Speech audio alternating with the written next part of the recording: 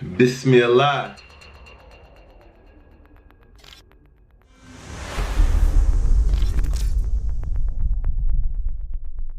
Assalamu alaikum. Whaatwaa family, welcome back to the channel. It's your boy Mr. Whaatwaa. Today.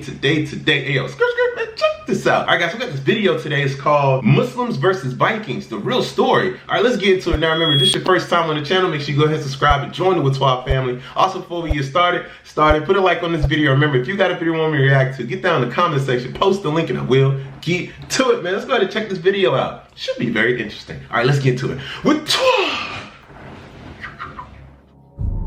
Things in our history that you probably never imagined. Switzerland, for example.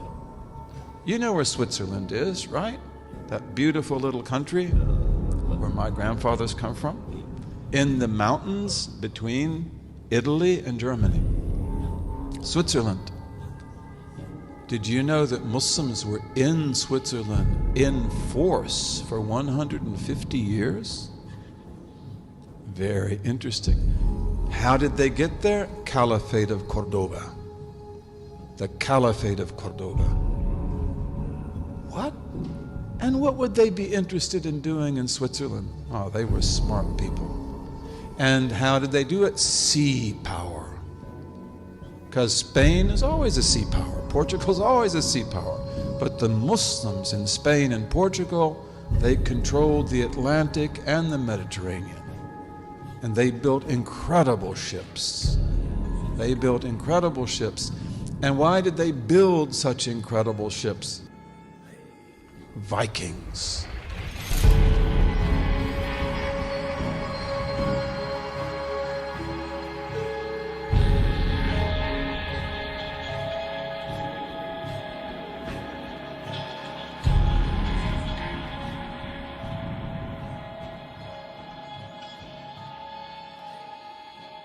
The Vikings. So, and why did the Vikings even appear in history? Muslim Spain and Portugal. Because Muslim Spain and Portugal became so wealthy that they dried up the wealth of Northern Europe. This is pretty well proven in economic history. And countries like what is today Denmark and Norway and Sweden and England and Northern Germany and Holland, they became poor because nobody would go there anymore. It's like there's no profit. Merchants are always looking for profit. The merchants that are in Italy and France and elsewhere, they no longer want to go north because what do you get there? Sheepskin, flax, wood. You go to Spain and Portugal, all you have to do is pay jizya. You pay the jizya and you're protected by the state. And then you get gold and silver and silk and oranges and lemons and everything in the world. It's really amazing. This is true. And I could even tell you, because you had people at the University of Michigan who were the masters of this. I don't know if the one in particular is still alive. His name is Ehrenkreuz. Is he still alive? You know, Professor Ehrenkreuz. He was one of my companions. He was the person who worked on this. Okay, so this meant the Vikings have to come out. And the Vikings, you probably have seen movies about Vikings. Those are usually exaggerated. But the Vikings come out. Where did the Vikings first go? Lisbon, Portugal. Great Muslim city. Great Muslim city. And they sack it because Lisbon had never been protected from the Atlantic because of the fact they didn't have any enemies on the Atlantic. And they sacked Lisbon and they took out of it tons of goods and women and children as well. And then they come down to attack Seville. These are all Muslim cities, Muslim ports. And the caliph at that time, his name was Abdurrahman III. He said, he was building the Mosque of Cordoba. And he said, I won't put a brick on another brick until we get rid of these fire worshippers. He called them fire worshippers. He also called them Normans, Northmen, Norman, they called them Northmen. They called themselves Northmen as well. He said, I won't do, he said, stop the mosque. He said, we will fight these people. We will defeat these people. We'll teach them a lesson. You don't do this to our cities. You want to trade with us? That's one thing. But you want to do this? No, we will teach you a lesson. And the great Maliki scholar of Cordoba at that time is one of our famous teachers, Ibn al-Habib. He said, you are the Khalifa. You know, he didn't say you can chew gum and walk at the same time. They didn't chew gum then. But he said that, you know, you can still build the mosque and you can still take care of the Vikings. And they declared jihad. And in 100 days, the Vikings were finished. And they were punished.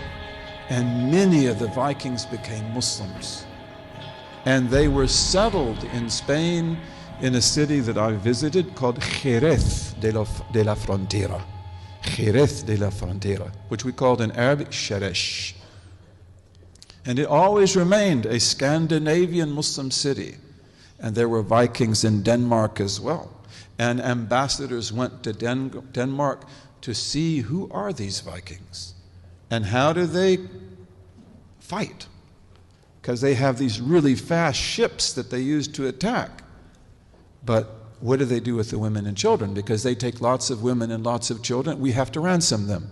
In Islamic law, you must ransom the prisoner. All the women and children they've taken off to Denmark, we've got to get them back. This is also why the ambassador is going. We'll pay you gold, we'll get them back. But give back our children, give back our women. Okay, so they go there, but also they go there to learn who are these people and how do they fight. And one of the things they learn is that they have war boats. That's what you see in the movies, right? But they have barges. And the barges are where they put the women and children. The barges are where they put the gold and silver. Okay, so this means that they are actually not so, that they have vulnerability because the barges don't move very fast. And that means that they have to always protect their barges at sea. And so they say, then this is the way we'll deal with the Vikings. We will build ships that are as fast as their ships. And our ships will have cannons on the front, which they call nafata. Nafata means naphthalene cannons. They're cannons that use gassy oil. And you put fire to it and it explodes and it shoots out a ball of fire. And it will burn up their ships. And then on the back, we will have archers with crossbows and with regular bows. And if you want to look at, you've seen how samurais have made swords? Samurai sword is incredible. We made swords that would have competed with that. We made arrows. We were really good at what we did. So they say, we'll have our archers and they will have so many arrows that they can fight for a whole week without stopping. And then we'll have boarding areas because we're going to conquer the Vikings at sea. We're not going to just drive them off. And then peace was made with the Vikings for about 16 years. The old king died. Many Vikings became Muslims during that time. The old king died. The new king said, the old king made the treaty. I didn't make the treaty. I don't agree. And so he came back, you know, to maybe attack Lisbon and Seville or other cities. There are lots of cities in Spain and Portugal. But also they said set up towers along the whole coast. And you can go there. I'd love to take you there. The whole Portuguese coast still has those towers. And the Spanish coast also has a lot of those towers. But they were really needed in the Portuguese coast. And these towers are so close to each other that they can send smoke signals, light signals, mirror signals, and they have a whole code to communicate. And then any time a Viking ship appears, you send the signals out, whether it is day or night, and we go out and get them on the sea. You've got to fight them on the sea. You cannot let them attack you on land. And so the Vikings come back. The first time when they attacked Lisbon, they had like 50 ships. The second time, they had almost 70. 70 warriors. 70 ships of warriors, of Viking warriors. And the Muslims attacked them at sea. and they burned half the fleet, and they took all their barges, and the rest of the fleets escaped, and they went into the Mediterranean. They attacked Morocco, Nadur, they attacked other places. Okay, and that is one of the most important battles in history. You remember that when you studied it in school. You never heard about that, did you? But that is one of the most important battles in human history. And then those ships they will then take to Majorca. All of the islands of the Mediterranean were Muslim islands. All of the islands of the Mediterranean embraced Islam even before Spain and Portugal. Majorca, Menorca, Ibiza. Have you ever been to Ibiza? Ibiza. What word is Ibiza from? It's from Arabic. Yabisa. Dry island. Yabisa. Ibiza. And then they establish ships in Majorca, and on that basis they go up to Switzerland from the Rhone River. Very, very interesting. Very interesting. We have got to write history. We've got to write history. We gave a lesson in Detroit, on African roots in America, African Muslim roots in America, and also pre-Muslim roots in America. And that's not a dream, that's not an illusion, that's historical fact. But why didn't we study that in our history books? We've got to write our own history books, bi-idhnillahi ta'ala.